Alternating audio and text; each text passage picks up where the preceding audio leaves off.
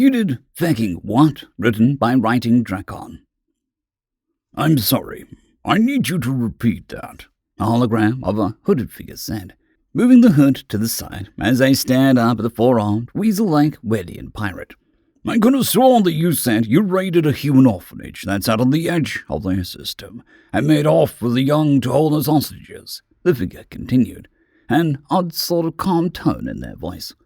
Yep, got a bunch of good ones too. Couple actual human young along with a few gulkins, which I'll fetch you. Put them back.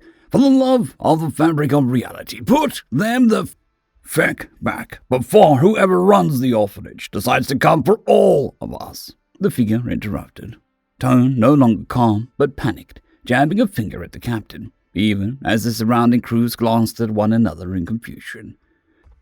Short of the first mate, who was in the brig at the back of the bridge, for vehemently disagreeing with such a line of action, and now sat with the said young, and only shook their head from underneath the gaggle of children sleeping on his body. Already too late, lads. I warned you, but we didn't want to listen, the hammer-headed alien sighed, simply sitting back, wincing as a few of his bruises twinged as they rubbed against the little ones.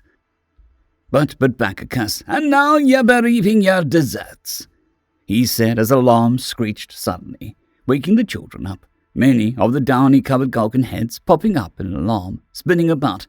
Shh, little ones. Just your caretakers coming to get you back, the shark-like pirate said, rubbing the Gulkin's heads, making them chirp lowly, and settle back down with the others again, chatting softly. Captain, ship to our aft looks like an old holotype, one of the census officers spoke, catching everyone's attention and confused the hammerhead for a moment. An image of an aging former cargo vessel appeared on the holoscreen, burning towards them with a vengeance. She was beaten and battered, clearly having been put lovingly back together with care over her who knew how many decades in the black, designed like an old seafaring container ship. Mac turrets replaced her cargo containers on her deck, banking a massive cannon raised off her deck, aimed directly at them, while nose and keel were more heavily armored than normal.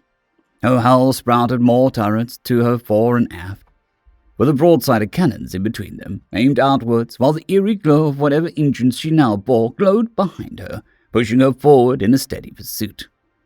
Sir, we be out of the turret's firing minimum effective range, but we can't do anything about her main cannon, one of the officers said, eyeing the cannon dubiously.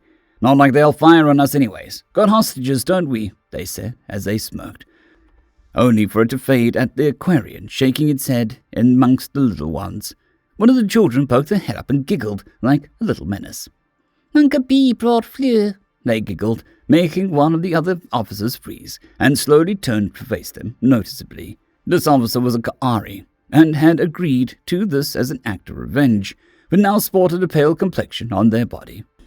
Their massive cycloptic iris shrunk to a pinprick. Fleur, they said slowly, before spinning around, hands flying across the console. Sir, massive energy spike in the vessel's energy output. Engines increasing heat output. They're actually going to... The officer's report went silent, as the screen showed the worn vessel rock as the main cannon fired silently into the black. A pointed shell rocketing towards them at near light speed. Adjust course, it's a low-speed Mac. Just let it pass, dumb humans. The captain smirked, and the ship shuddered, RCS engines strafing them up. And then they saw fire erupt from the shell, zipping towards them, realigning to still hit them, and was closing the distance at a rapid rate. Sir, transmission from the ship, one of the Vox officers called out as the screen flickered, and revealed a brute of a man squished into a chair with a crash harness over top him, and his armor, rolling a cigar between his lips with a frown of disdain. A bandana kept his hair neat and underneath, while the thick beard with faint white stripes in it adorned his face. His thick, bushy eyebrows bent down in a scowl. After taking a draw from his cigar, the human pulled it out of his mouth and spoke. This is Captain Brutus of the Fleur de Cadaver. Your moron's got 10 seconds to hand over me nieces and nephews before me brother and I come in there and give a lot of you a pummeling, came the deep, bear-like voice of the man, even as he flicked the ash forming at the end of the cigar into a tray on the arm. Beck, the hologram near the pirate captain whispered quietly, staring at the same screen the captain was. And what's a human pirate got to do with a bunch of cast-offs and nobodies? The Wellian growled back, narrowing his eyes at the brute of a human staring back, even as the room the man sat in seemed to shake, lights flickering. Nearby, the helmsman on the Wellian pirate ship cursed viciously and pulled hard, the ship's artificial gravity systems fighting to keep the rapid velocity change from affecting the organic occupants. That bunch of cast-offs and nobodies, as you called them, the brute said, as a slow grin spread across his face, revealing metal tooth in his grill, happen to be my brother's adopted family, making him me family. May not agree with me straight-laced brother and much, but something we both agree on is that you don't touch your family. Sprout brain. So I'd best be ready to hand him back, unharmed. The transmission cut out, just as the sensor operator yelled, "Brace for impact." The entire ship shook, waking up the other kids, while the ones who had been awake giggled playfully. "Uncle P's mad," one giggled. Several pirates surrounded the spike-like projectile that had punched a hole in the ship, splitting the deck apart. The back half, just before the engine on it, thankfully, had a flange and had sealed the air in. What worried them most, though, was the hatch on the side opened up, showing signs of literally being forced through the deck that should have, by rights, kept it shut. "Criffling, the soul was in this thing," one said as they inched closer to the ruined marks on the floor. "No clue," another said as they slowly walked closer to the thing and peeked inside. "Huh," they mumbled. "Only one crash harness is up. All the others are still down. Wait, the pilot's one is up too."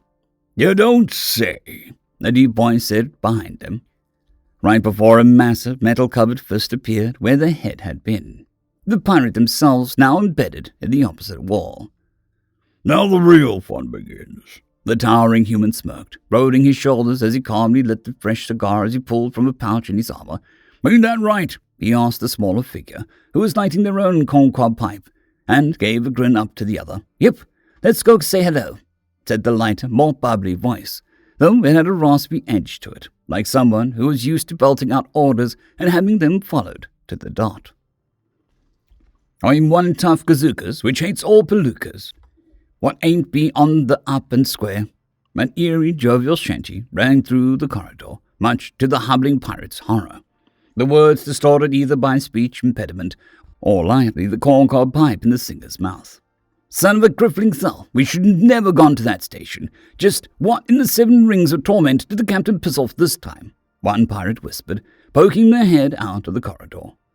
A light down the hall suddenly had a silhouette of a human, wearing an officer's cap and a pipe pass through it, forcing them to duck back down into the cupboard. "So oi biffs and oi buffs 'em, and always outroughs 'em," the voice continued, before trading off quieter down the hall, making the pirate sigh with relief. "Thank the void he didn't turn down the hall. There is no way he wouldn't have found us," another pirate whispered softly, leaning against the wall. "But none of them gets nowhere."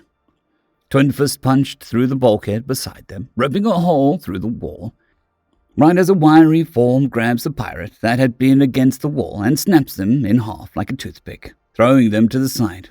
The sound of hissing pistons heard just before a punch is thrown, and the faint light of the cupboard showed a piston jutting out of the elbow area along the back of the bulky forearm, slamming forward with the blow, helping drive the fist through the occupant's chest. The bridge was understandably in a tizzy, officers sprinting left and right, barking orders and getting worrying reports from the lower decks. Outside the ship, the fleur de cadaver kept pace, like some sort of horrific spectre hounding them, her cannons tracking them closely, not letting go of them once, keeping them locked in, even if the main cannon was no longer aimed at them. "Sir, multiple injuries on the lower decks, blunt injuries, broken bones, snapped limbs by the sounds of it," one officer called out as another ran up, panting. The officer in question looked terrible, armor beaten and tattered, dented in various places by what looked like a fist, though oddly it looked like the armor was twisted around said fist mark. "Sir, we can't stop them, and getting close is a virtual suicide," they said as they tried to pull themselves together as the Captain William snarled, putting out a small black vial and began to load it into his armor. "All of this were a bunch of cast-offs," he snarled under his breath as multiple troopers surrounded the doorway that had just slammed shut. the sound of pneumatic locks hissing shut. Boom! A massive fist suddenly appeared in the door on one side. Boom! Another fist, similar sized but set lower, and a different shape, appeared on the other side, forcing the door off its rails, even as the metal tried to hold firm. Bang! The doors flew off the hinges as the duo of laughter rang out. One deep and harsh, the other lighter, more jovial, though a chaotic tone accompanied them. Gah! And stepping out of the shadows was a hulking form of dread privateer Bluto the Terrible, each trademarked smirk on his face. And at his side was the smaller, laughing form of a wiry human, one eye unable to see thanks to a deformity on one side of his face, the result of countless fistfights that he had likely gotten in and rumored to have won. His corncob pipe angled in the air as he grinned wildly, though his working eye panned about the room, locking onto each of the soldiers and pirates, noting their positions. All the while he tore the lid of a can of green, leafy food with his bulky hands, calmly tipping it back before swallowing, smirking. So, former Commodore Frank Popeye Feigl said, as the synthetic skin on his bulky lower arm separated along his wrists, his fists beginning to spin as capacitors in his arms whined loudly. "Who's the bullocks I'm pummeling today?" he said with a vicious grin.